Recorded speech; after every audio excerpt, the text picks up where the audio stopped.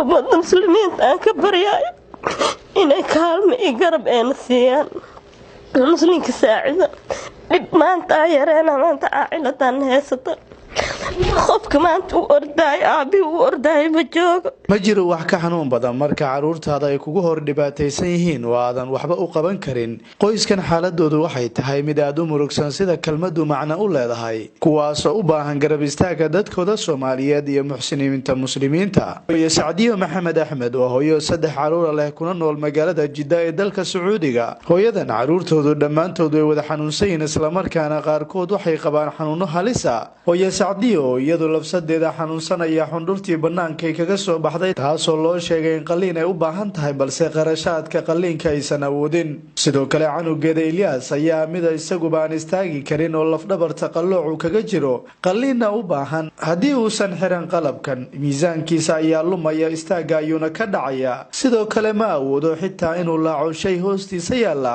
shonkan waxa waaye wali soo qale tiktok ay soo qale يعني بدون لازم منعيش هدي قشطة توازن كي وتوازنية هدي إسكتي خلاص واقع متككل ما سنعكي لو الدقيقة دي سنة خلاص واقع لو الدقيقة يوم مجيفك يو وحا خالة مكي وحا يقع مسوخالك لوكتي وكسوخالة إما أريكا فيصل عاويل أحمد وعنق أرق النافكا ويدشه هوية سعدية وباهن عافماد هل كم حميريو عنق وغير سدح دودو دميركا ولايهاي هوية سعدية هاي قفكي كلية يعرور تنو دغدغاقي سيما دام أبو عليكم ورحمة الله وبركاته وهلكم السلام يا أمة الصومالية قيمة إخايا الوالد بإجوان وحان أهو عرورك حموسين إيلا حموسين يعني أبوه موجود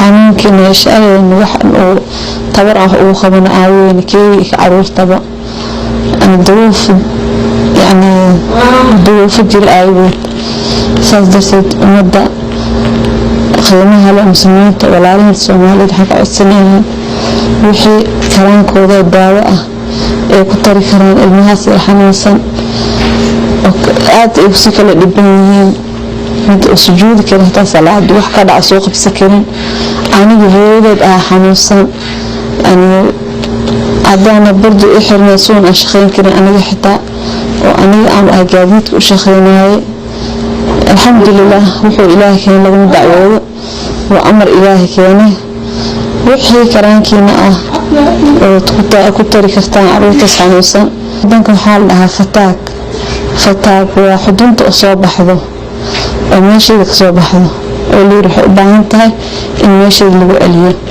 هدي أنا الحرنين سيسون كدختك إيسو قرأ وأنا لنا إنه على شيء نبي إيسو دعيسو ودنتنا إكينا إن مال إسكفريسو وعروتي خارن حموسيين يعني أبوذ أمخيها الحمد لله أبناء أمخنين وإله أمخيها صدرتي لها كأصلا لهم وحان هذا معنات وحان أتسنى مداوئهم ملها رزق إلهها واجي بريو عليه الحمد لله إله قرب لما واجي الحمد لله لكن أقدر أنا وحياتها حنو واجي بريو نوع جديد للصبح هاي نوع كي هرك كسي حنون بد أنا عرور طبع صدرتي إلهي وحان كرجينينا عافمات عندي سنة مادو والله كان دبرها كحنوسا اخترب بدنا نجيمي مد وحويري 8 كون ريال مد وحويري 17 كون ريال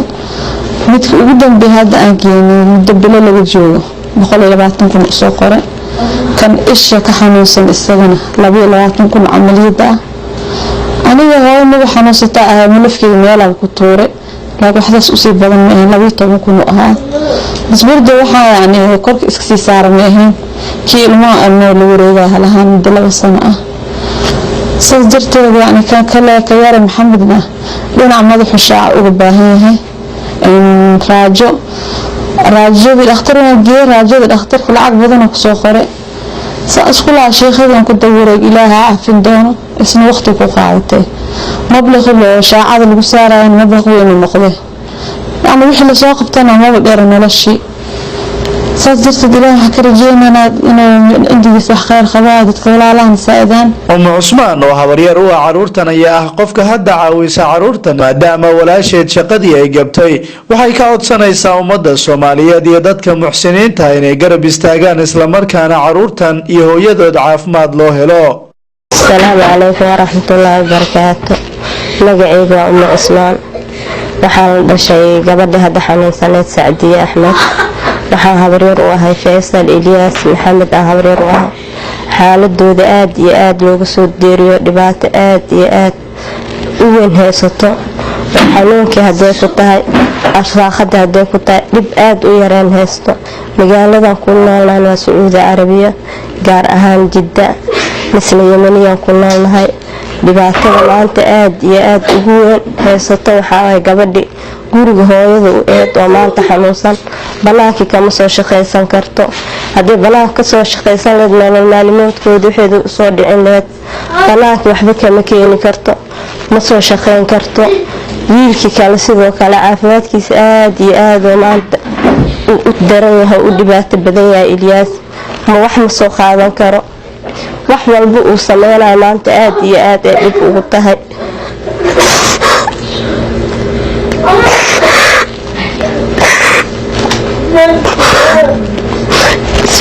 sidoo kale indhiyo ebarkii ahay maanta lixdiisii laxaad waxba kama arko wax ma qori karo wax ma akhrin karo wax ma qabsan karo. nolosha ay ku noolyihiin waa nolol aad iyo aad u dhibaato badan. noloshoodii arsaaqadooda waa wax meelaha laga keenaa oo carabta meelahaas ugu soo qaadaa. iyada xaaladooda aad iyo aad u dhib badan yahay. wiilkii yar Maxamed sidoo kale akhligu ebarka yahay. ayareen amaanta ma haysato. waxaan weydiisanaa ummadda muslimiinta oo ummadda saacidaan inay garab weyn iyo kaalmo ay siiyaan dhinaca caafimaadka. arsaaqadii oo cariiri maanta ku jirto luqmadoodii maalinna hal maalinna waa ay tahay oo maantadan la joogo noloshooda ilaaha xaaladooda og wixii dabka lagu shiday. wax maanta banaanka aan ka soo qaado anaa maanta gaadiid u ah oo waxa carabtaas iyo meelahaas ka keenaa lagu noolyahay guriyaan inta ka keena lagu noolyahay.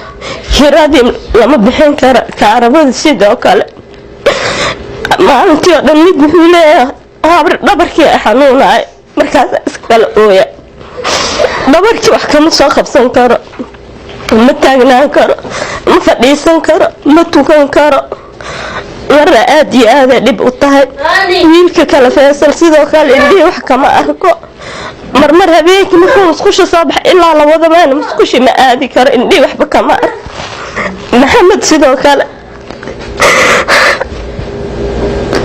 ummadda muslimiinta aan ka baryayo inay kaalmo iyo garab ay siiyaan muslimka saacida. dhib maanta yareena maanta caaciladan haysato. qofka maanta u ordaay aabii u ordaay ma joogo. maqaya Soomaaliya u aade maanta wax maanta noo maqan oo alla maahane ma jiro. iyo ummadda muslimiinta oo ummadda saacidaan inay kaalmo iyo garab siiyaan. haddii muslimin ma jirto haddii walaaltiin ma jirto dhibaatadan iyo rafaadkan lagu fiirsan oo garab lagu siiyo idinka niga baryayna.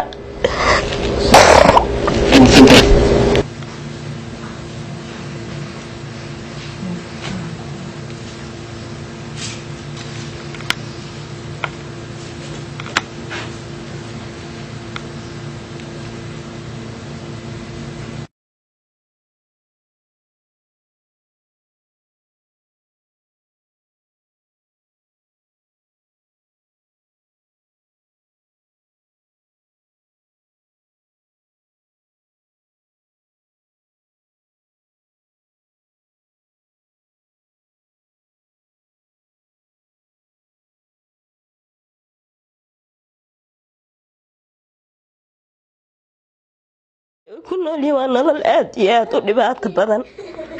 noloshoodii arsaaqadooda waa wax meelaha laga keenaa oo carabta meelahaas ugu soo qaadaa. iyada xaaladeeda aad iyo aad u dhib badan yahay. wiilkii yar Maxamed sidoo kale akhligu ebarka yahay. ayareen amaanta ma haysato. waxaan weydiisanayaa ummadda muslimiinta oo